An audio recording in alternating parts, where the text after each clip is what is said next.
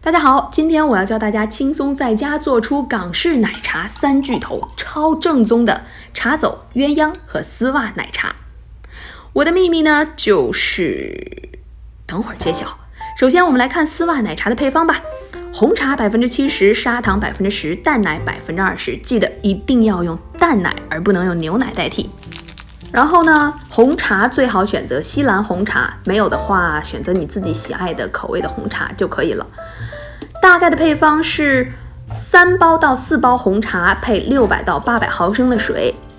这样的配比空间呢，是为了适应不同人的不同口味。如果你喜欢茶味浓，那就多放1包茶；如果你怕晚上睡不着觉，那你就多放一点水咯。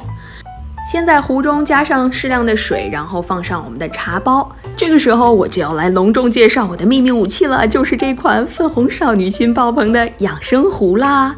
为什么它是秘密武器呢？跟普通的壶有什么区别呢？你看我选择花果茶模式。那这个煮茶模式啊，它跟普通的烧热水在沏茶过程完全不同。这样的煮茶模式是慢煮，能够充分的把茶香给煮出来。通过它很长的这样的一个过滤网，一会儿我们还可以轻松的实现拉茶的过程。10分钟过去之后，我的茶色已经相当漂亮了。来看呼吸灯闪烁，自动进入了保温模式。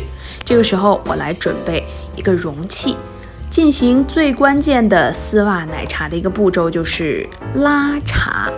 传统的港式丝袜奶茶呢，是用一个纱布的滤网，由于常年不停的拉茶，这个滤网会被越拉越长，浸润上奶茶的茶色之后呢，就有点像丝袜了，这也就是丝袜奶茶的名字来源。不过今天呢，我就用这个养生壶原配的这些道具来实现拉茶的这个过程。拉得越高越好，大概至少5到6回合。如果你能拉个1到2分钟，那整个这个茶只会留下醇香，完全没有茶色味了。这个时候呢，我们倒上一些淡奶，利用养生壶的另一个功能隔水温炖的方式，将淡奶放到已经加热好的茶水当中，隔水温热。淡奶呢，不需要重新加热到滚沸，只需要温热就可以了。这个时候最漂亮的一步来了，就是丝袜奶茶的奶与茶之间的碰撞。淡奶和红茶是1比3.5的比例，然后加上适量的砂糖，一杯超级正宗的丝袜奶茶就做好了，味道相当纯正啊。当然了，自己在家做的好处就是你可以不放糖，像我这样享受一杯养生版的奶茶。炎炎夏日，你还可以再加2块冰，眼砸了，加2块冰，把它变成一杯超级爽口的冰镇奶茶，怎么样？是不是超级简单呢？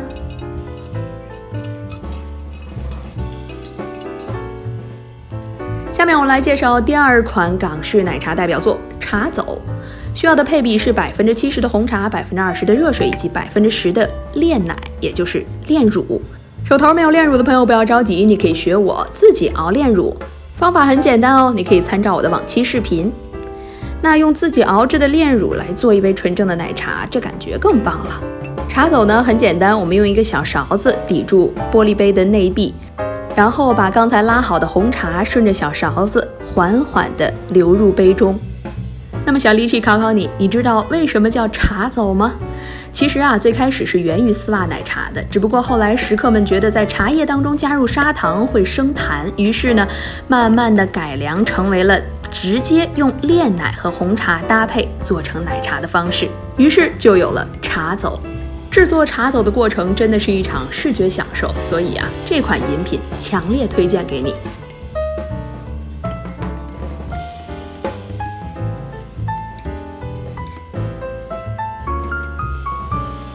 好了，最后我们来介绍港式奶茶的第3大巨头鸳鸯奶茶。喜欢喝咖啡的小伙伴们不要错过了。那首先呢，我们就是要冲一杯咖啡，选择任何一款你喜欢的咖啡口味都可以。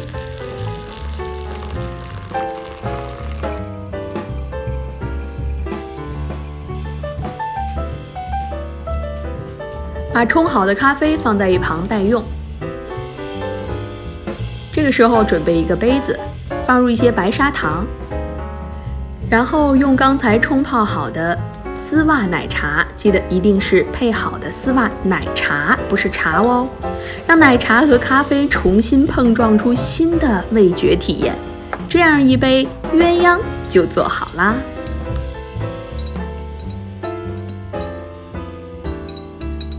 我相信既喜欢咖啡又爱奶茶的朋友一定无法拒绝这杯鸳鸯的味道。好了，港式奶茶三巨头你学会了吗？我知道看了这期节目之后，一定会有很多美女朋友问我那款粉红少女心爆棚的养生壶是在哪买的，所以在这儿我要特别感谢美国妈妈网提供了抽奖的机会，让我何其有幸的被华人生活馆选中，赞助了本期视频。所以也想买同款养生壶的朋友们可以去华人生活馆逛逛哟。好了，感谢观看本期视频，记得订阅我的频道，打开小铃铛，以便收到更新提醒哦。